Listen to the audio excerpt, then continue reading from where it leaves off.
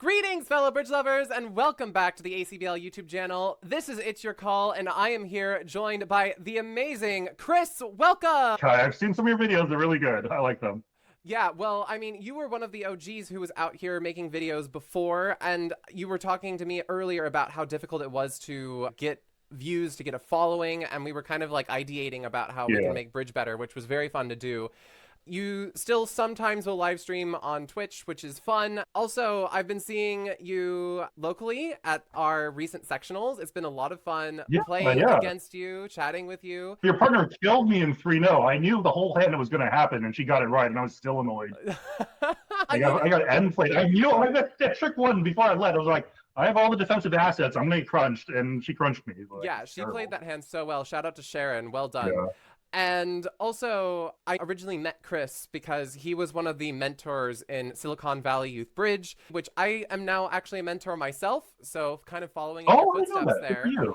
Yeah, nice. And yeah, he was my quote unquote coach, where we agreed that we would do this little thing. And I was just a young, like 15-year-old kid. I just want to apologize for a moment because we had one session where I just remember this particular thing where I played out a hand in retrospect so unbelievably poorly, and yet somehow I made it. And you were just like telling me, okay, good, you made it. And then you said, well, you could have done this better. And then I was just like, oh, no, That's but I hard. made it. Yeah, that's hard. Right. It's really hard. I will sometimes see some beginners, and they'll do something like they have Doubleton opposite king and one, so they don't ever put up the king. And then I'll suggest, you could put up the king, and they're like, oh, but it would lose anyway if it's on the deal it does. But it's really hard not to like just rip my hair out. It's like you have to take a chance. Like you got to try. Give yourself a shot. They're not going to throw out the ace when Yeah, you play it's the two. hard because all they can see is the actual result.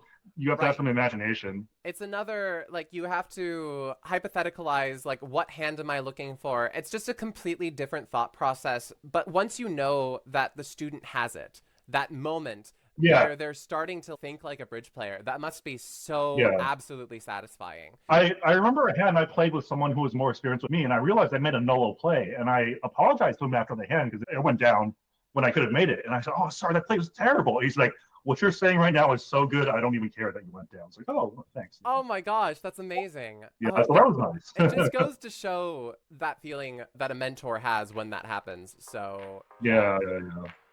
all right, Chris, are you ready to have your It's Your Call challenge? Let's do it.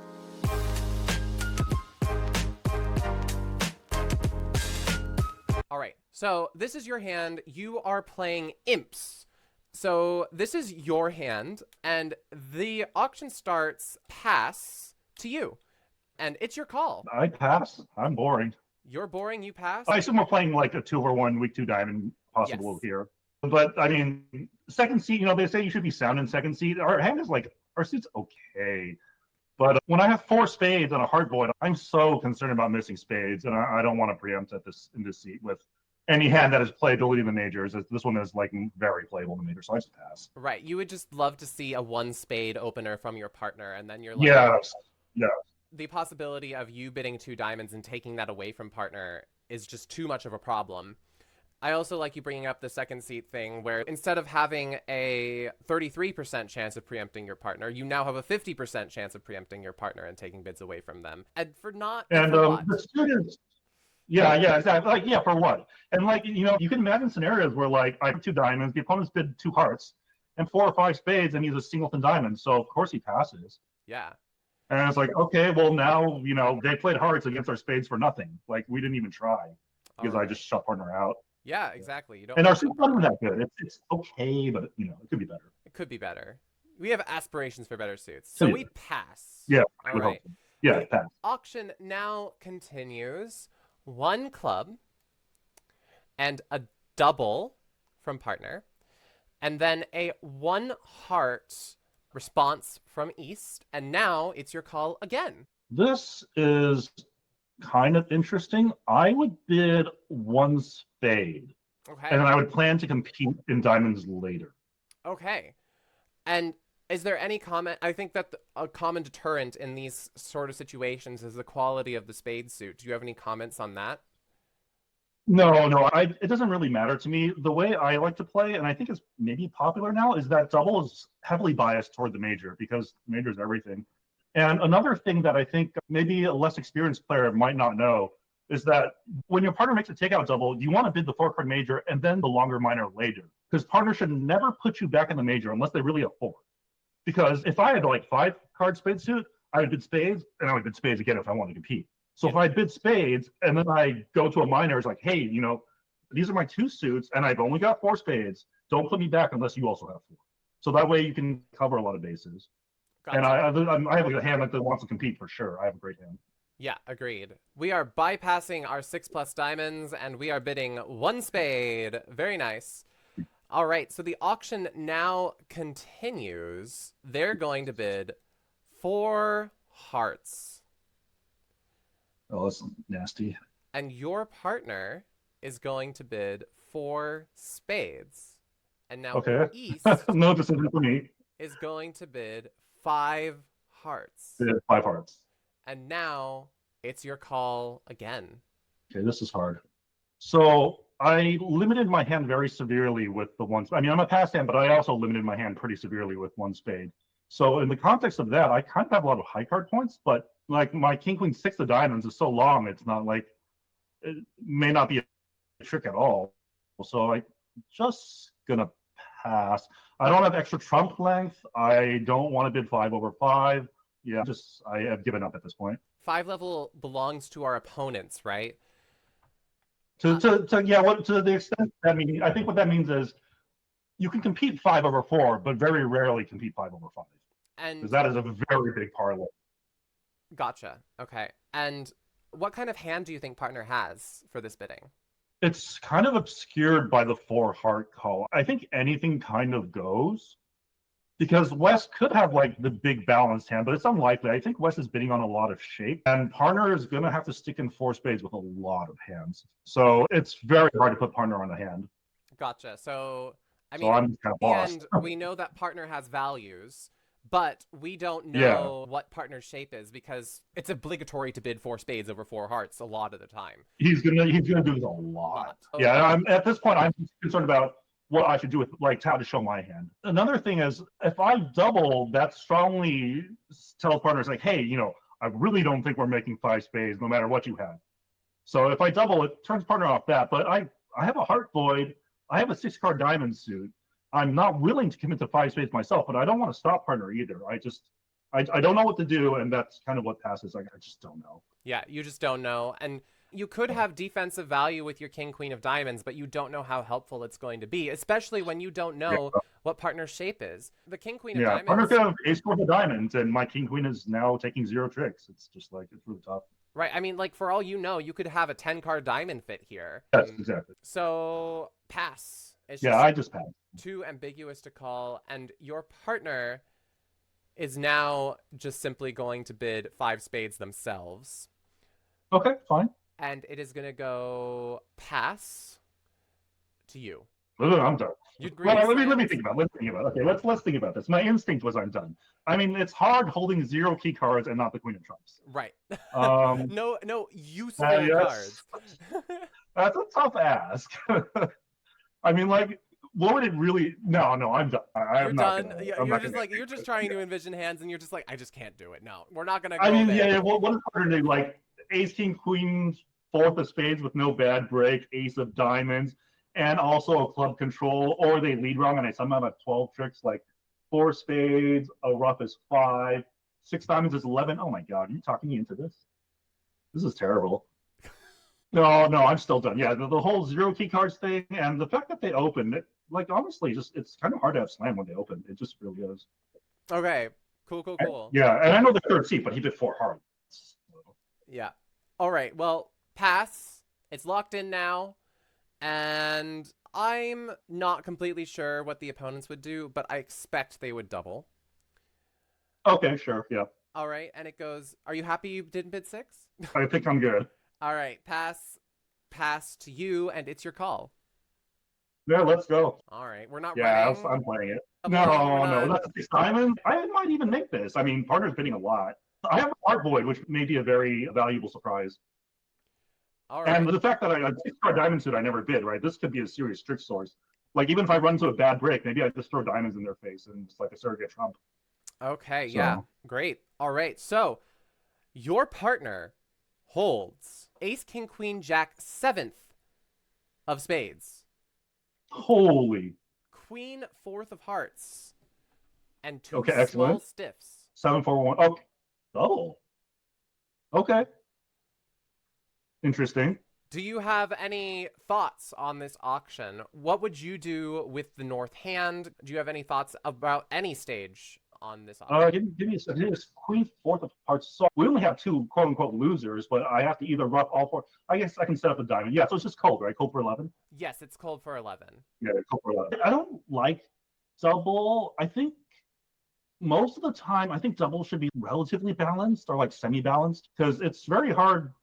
The hand just wants to play spades. I imagine partners' idea is they want to introduce hearts in the picture, but 7-4-1-1s are notoriously bad in the four card suit, especially when the heart suit is bad. So tap the 7-4-1-1 hand, and now I maybe no longer draw trumps and enjoy the seven card suit. It Right. gets swallowed. Yeah. Yeah. So I would just, and the hand's like, yeah, if you have ace, king, queen, jack, seventh, and queen, fourth reduced, like I think that the hand wants to play spades, right? No, the You hand can just wants to avoid play all the spades. spades. Yeah. I can't tell you what North's thought process was, but I think that they thought that they had the strength for a power double and wanted to show that they had a hand that wanted to play at least game in spades. So are you able to This is show that hand any other way? I don't think so. The thing with the power double is I'm kind of allergic to power doubles or two club openings with no defense.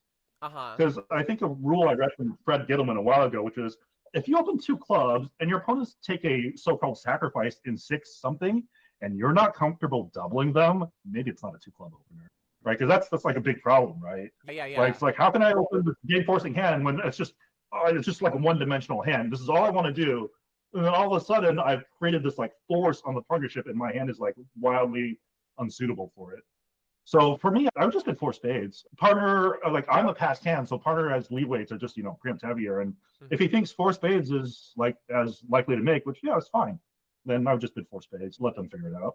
Yeah, and also four spades has some additional value there as a preempt because you don't mind if they end up in, they're not going to end up in four hearts, that's insufficient. But if they end up in five hearts, like you have a very annoying hand here because Yeah, you have yeah, it's great. well, you don't have great defense, but they're not going to be expecting the person to bid four spades to be the one who has Yeah, four hearts in their hand. yeah, So yeah. if they No, it's a great defensive hand. Bad breaks are great for defending. yeah. So I was thinking that you might say four spades, and I also agree with four spades myself. But let me show you how this auction actually went. Oh, I'm scared. So it wasn't actually all that different from yours, but we have to go all the way back here. I assume diamonds. Okay. They didn't bid two diamonds initially, but they did bid two diamonds here. And Right. Yes. Yeah. they had kind of the inverse thought process of yourself, where they had like a weaker hand, and if we are just going to play low, then we stay in diamonds, which is our guaranteed fit that we know we're comfortable playing in. And then we can introduce spades later if we have a stronger hand that is more interested in game. And would be willing to compete to four spades later, especially when it looks like they're about to find a heart fit here. So I have a comment on this, which is really funny because people are taught to bid down the line with 5-5s, which is good, right? You start the higher ranking, then you bid the lower ranking so you can stay on the same level. The funny thing is, that's why I bid one spade here. I bid the higher ranking because I am going to compete. I'm not going to sell without bidding the diamonds unless they get like into the stratosphere. And then once I do that, like say I'm forced to bid three diamonds to compete, right? And what if at the point where I bid three diamonds, they compete to three hearts? So if I bid diamonds first and then they compete to three hearts, now I'm forced to bid spades. I'm actually higher than Right. starting spades. Right. Yeah, so there's a funny thing where like you bid down the line with 5-5s, but actually in response to a takeout double, you can bid down the line already. Yeah, exactly. Yeah. This auction So would this be like like the this is example. kind of okay, yeah. I guess this one might be okay because you get to bid three spades, but I think this is into the stratosphere already. Yeah. So we see two diamonds here, and then the auction continued very similarly. It went four hearts, and then partner bid four spades here, finishing their power double. And then when it goes Yeah. five hearts, Now it's a lot more Yeah, I'm clear getting five. to bid five spades. Like, you might be in shock and awe, like, partner, really? You've got a power double with Yeah, yeah. spades? And you're just like, I got the void. I did. Yeah. and just like at the other example, it went double and it went pass, pass, pass, and they made five. So it all ends in the same thing. And Right. I'm very confident that after the auction that we had with North's hand, they would compete five spades over five hearts very easily. So, I mean, Yeah, yeah. I I mean, guess there partner is bid some my seven cards question too. here because you might be concerned that five spades doesn't make and five hearts doesn't make. Like, you might cash. You're probably not even confident that you're going to get a spade trick. Yeah, No, no, no. no. I think five spades. I've learned like voids mess everything up, man. Voids, you just gotta act. You Yeah, know? you just got to act. You got to bid If you're five wrong, spades. you're wrong. You know what can you do? Yeah. You got the five spades doubled, which is the best contract that you can have. Well done. And I still declare a play from partner, so extra good. Woo! Great. So, yeah, you got to play the hand. So, yeah, that was this hand. If you are currently watching right now and you have any other thoughts about this hand, please don't forget to put them in the comments down below. Thank you, Tash, for sending in this hand so that we could talk about this one on It's Your Call. And if you did enjoy this video, don't forget to like this video and subscribe to the ACBL YouTube channel so that we can continue spreading bridge together. Thank you so much, Chris, for joining me on this crazy journey on this It's Your Call. I hope you had fun. That was great. Great hand. I'm glad we were on the good side of it. Yeah, on the good side, right? Like, we aren't going to be the people who bid five hearts and being sad that we doubled five spades. And also, I mean, I don't know if you want to see the rest of the hand. Yeah, let's see that. That is the entire hand. And Yeah, yeah. So it was a shapely. Four hearts is fine. yeah, no, I think that All right. everybody bid reasonably here at the very least. Yeah, yeah. And West, I think, also has a very reasonable double. I think they have lots of opportunities to set it. It's kind of like one of those double for the roads. You're just like they're like I'm not really certain I'm gonna beat it, but just like it's so hard for five level to be right, so you kind of just double for the road. It's like okay. Yeah. So we're gonna end it off here. Thanks for watching, everyone, and keep on bridging, everybody. Bye. Bye.